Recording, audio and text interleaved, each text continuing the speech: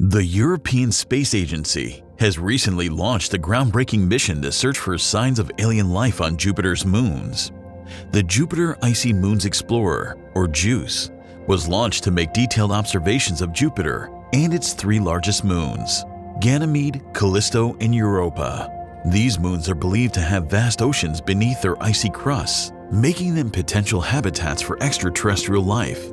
Upon arrival in 2031, JUICE will spend several months orbiting Jupiter before conducting flybys of the three moons and then embarking on an orbital tour of Ganymede.